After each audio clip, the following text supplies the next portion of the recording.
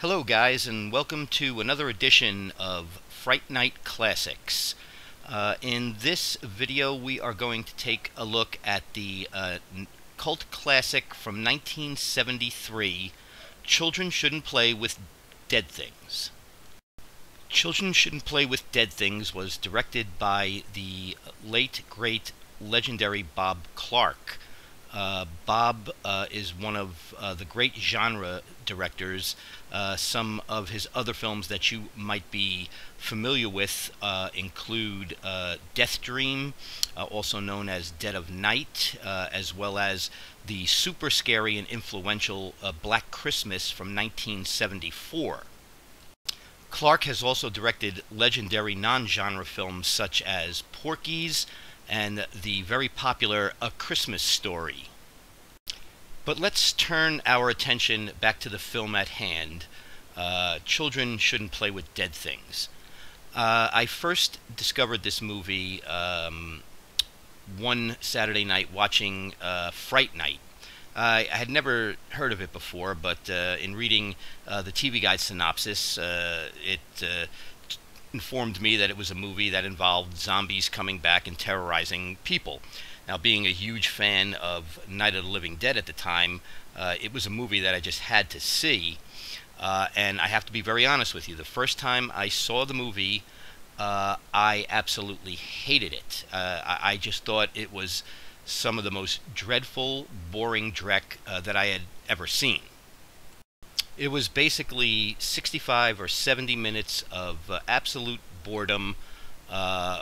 However, the final 20-25 minutes or so was pretty good, but at the time I just felt that it as a whole, it did not save the film. I gave it another try in the early 80s by renting the VHS tape at one of the local mom-and-pop video stores.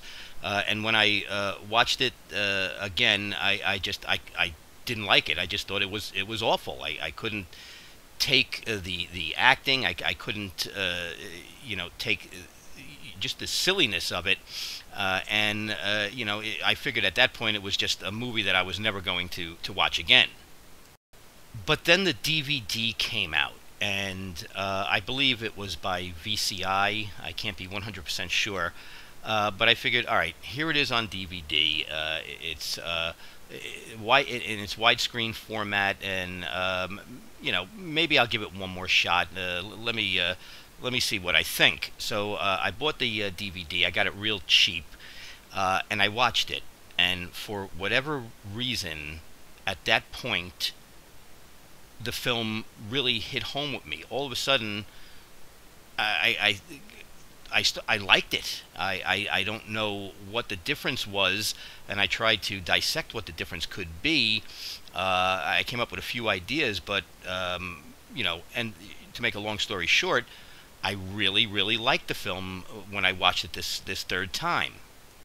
So here's the gist of the movie. A troupe of actors travel to an island to perform a kind of satanic ritual that would raise the dead.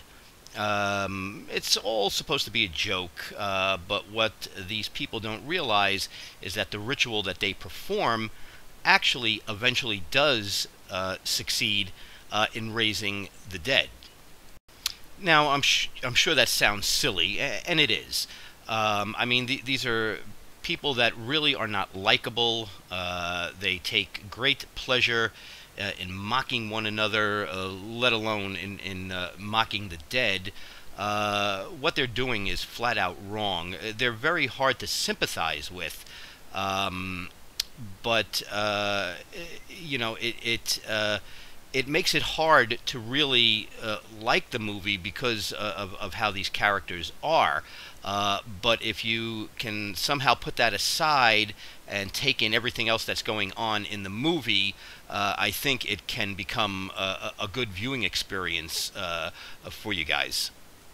The acting is not that great, to say the least. The clothes that these characters wear, you kind of get the idea that it's that's their own, it's their own clothes, but it is straight out of an early '70s episode of the Brady Bunch. You know, I'm making it sound like this movie doesn't have much going for it, but actually it does. And if you'll bear with me, I'll give you my opinion on what I think works about the movie. So what works so well here is the atmosphere. It really is so thick you can cut it with a knife. Apparently, the first couple of times I viewed the film, I didn't really pay much attention to it. But when I watched the DVD, it hit me that the movie has such a foreboding atmosphere. There's a swirling kind of fog mist that permeates much of the movie. There's this sense of real isolation. This troupe of actors is on this island, and no one knows they're there. If anything happens to them, no one's ever going to find out. And it really helps to set a creepy atmosphere and a creepy feeling to the movie. But what's even more important are the sounds that you hear. This is something I missed for sure the first couple of times I watched the movie. But the sounds are very important. They're like kind of weird hoots and hollers that you hear going on, kind of weird bird sounds and chirps, and this, if you pay attention to the sound, it is really spooky, and it is really kind of setting the stage for you, and kind of letting you know something's not right here, something's going to happen. And that atmosphere and those sounds really play a major part in the movie, so much so that it overshadows some pretty crappy acting and some pretty crappy costumes. What further saves the film are the final 20-25 minutes. The dead rise from the grave, and they are on a rampage, and they are going after this troupe of actors. I have to say, this film, for me, has some of the best dead rising from the ground scenes that I've ever seen. The ghouls, once they are out of their graves and prancing around, are some of the meanest, scariest looking zombies that I've seen. So all in all, the final 20 to 25 minutes, the atmosphere, the sounds, make up for the other shortcomings in the movie, to the point where it saves the film as a whole, and has become, for me, a film that I now look upon fondly. So is it a film that I would recommend? Yes, it is.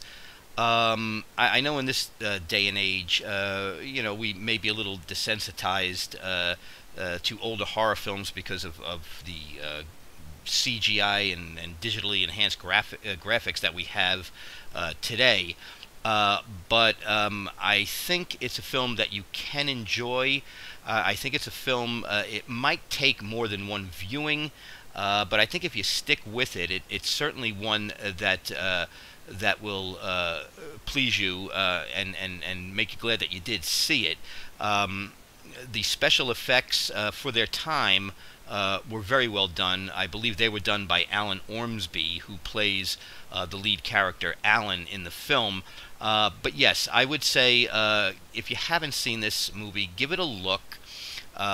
Be patient with it. You might get it on the first viewing, but if not, be patient with it, because in the end, I think if you're persistent enough, it will pay off for you.